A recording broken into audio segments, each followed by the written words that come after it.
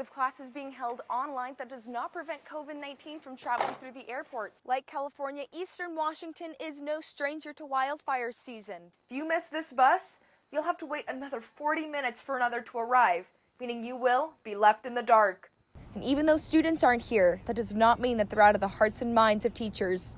I just parked in a 12-hour spot here in downtown, but if this new plan gets approved, that 12-hour spot will only be a 3-hour spot. With the 2020 election quickly approaching, one question remains. How safe is your vote? Impressive. Absolutely. I got to see Hannah play over here at WSU. It's just amazing. Well. Absolutely amazing. Absolutely. Well, stay tuned to find out who your next ASWSU president is. Well, Carmen, the construction is still underway here at Bailey-Brayton Field, and the Cougs are coming back from a great win against Hawaii. Now, if you take a look behind me here, the construction is still underway. As you can see, they're about 7 months in at the moment. Students will go all over the place, throughout the country, throughout the world. So bringing it back, is certainly a concern, and I think the university should consider some options. Spring break gives students a chance to unwind before the final stretch of the semester.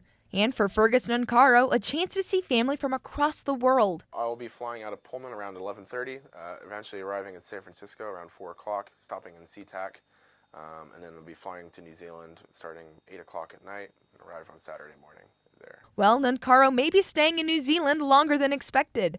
Starting Monday, March 23rd, WSU classes will be taught online. This is all happening because COVID-19 is spreading around Western Washington. Pullman-Moscow Regional Airport has one stop, SeaTac. And where did the first U.S. case of coronavirus travel through? SeaTac. If you look here, you can see the flight pattern between Pullman-Moscow and SeaTac, a circle that could act as a passage for COVID-19. The difference between Pullman-Moscow and other airports is that a large part of their customer base is students. Students that could directly affect their community after the break. With classes being held online, that does not prevent COVID-19 from traveling through the airports. So what is Pullman-Moscow doing to take steps to prevent this from happening here? So we may see more activity, but we're already hit the top of the activity scale. I can't wash somebody's hands for them, but we can wipe down chairs. The airline can do more to sterilize the aircraft in between flights. They're already doing. Tony Bean is the executive director for Pullman-Moscow and expresses how the airport is reliant on Alaska Horizon to determine the future of flights. If Alaska and Horizon were to see that people aren't flying, and we've got a brand new schedule coming out, they could make some business decisions on that, and so we would just adjust to a new schedule. Bean and Nancaro will continue to read the CDC reports as they plan for their flights out of Pullman-Moscow Regional Airport. Jane McDonald, Murrow News 8. 1, 2, 1, 2, ready? Now, I really don't know how I would be in college right now if it weren't for the band. All Cassie Marshall wants to do is play, not for herself, but for her team. Over the past 2 years, the marching band has seen cut after cut on its budget. Troy Benefield is the director of athletic bands for WSU and knows all too well how important funding can be to the growing program. Before I got here, we had 125 members, and this year we're at 240. And so being able to grow has 100% been from S&A fees.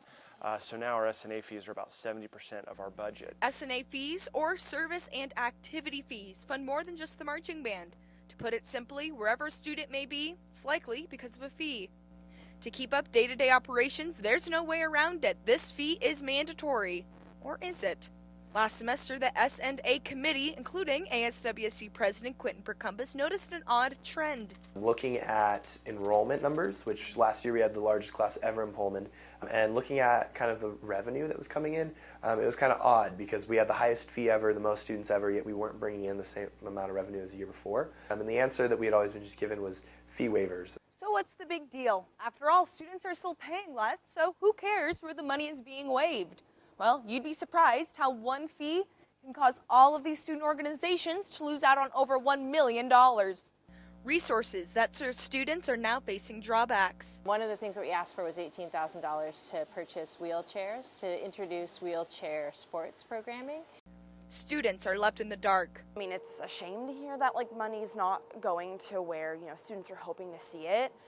Marshall is performing with less and less. I don't know. I don't want to know what it would be like to not be in band, even though It does. Sorry, I actually get emotional when I think about it sometimes. But yeah. Phil Weiler is the Vice President for Marketing and Communications at WSU and discusses how a solution is not so black and white. And again, the alternative really would be to say to the student who receives financial aid, we'll reduce your tuition, but you have to pay your full freight for S&A fees.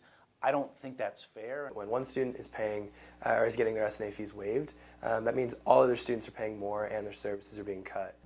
Burkumpus says that the university administration is aware of the concern and pledges to stop waiving fees by 2021. And when administrators are the ones stepping in, waiving fees and circumventing that process, I think it's really undermining that authority of students to make those decisions of what our student experience here at WSU should be and what that really consists of. Maybe then Benefield can purchase new uniforms and the marching band can continue what they do best, spread the Cougar spirit.